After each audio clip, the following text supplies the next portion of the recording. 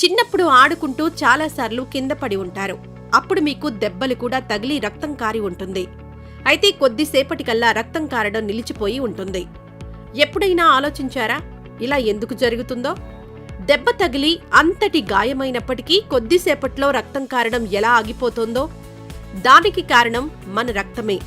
అలాగే దానిని నియంత్రించే మన మెదడు.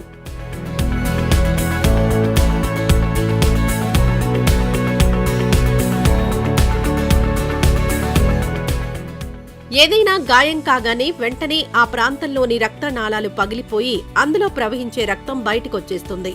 అయితే దానికంటే ముందు చర్మం చీలిపోతుంది. చర్మం చీలిపోగానే అందులో ఉండే కొల్లాజెన్ అనే ఫైబర్ ప్రోటీన్ బయటపడుతుంది. ఇది రక్తంలోని ప్లేట్లెట్స్ ని ఆకర్షిస్తుంది. దీంతో రక్తం బయటకొచ్చేస్తున్నా అందులోని ప్లేట్లెట్స్ మాత్రం ఈ కొల్లాజెన్ కు అతుక్కుపోతూ ఉంటాయి. అలా వేల సంఖ్యలో ప్లేట్లెట్స్ అన్నీ కలిసి ఓ గుంపుగా ఏర్పడి గోడలా మారిపోతాయి.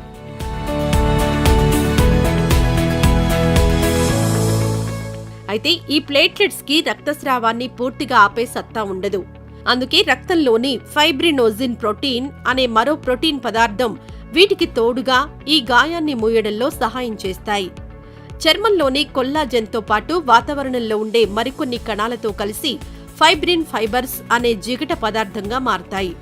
దీనివల్ల ప్లేట్లెట్స్ కూడా బలంగా ఒకదానికొకటి అంటుకుపోతాయి. అలా ఈ గోడ గాయాన్ని మూసేసే కొద్దీ రక్త ప్రవాహం ఆగిపోతుంది. కొద్దిసేపటికి గాయం మొత్తం ప్లేట్లెట్స్, ఫైబ్రినో ప్రోటీన్ పదార్థంతో మూసుకుపోవడంతో రక్తస్రావం ఆగిపోతుంది. ఈ గోడ కేవలం రక్తస్రావాన్ని ఆపడమే కాకుండా శరీరం బయట ఉండే వైరస్లు, బ్యాక్టీరియాలను కూడా లోపలికి రాకుండా అడ్డుకుంటుంది. కొద్ది రోజుల్లో ఈ గోడ నల్లటి పెచ్చులా మారిపోతుంది. ఈ పెచ్చు లోపలి భాగంలో చర్మం తిరిగి ఏర్పడుతుంది.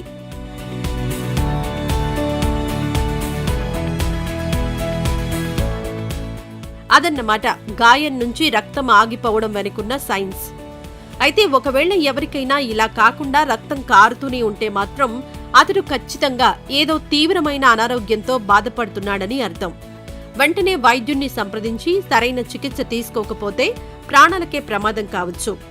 కాబట్టి జాగ్రత్తగా ఉండండి.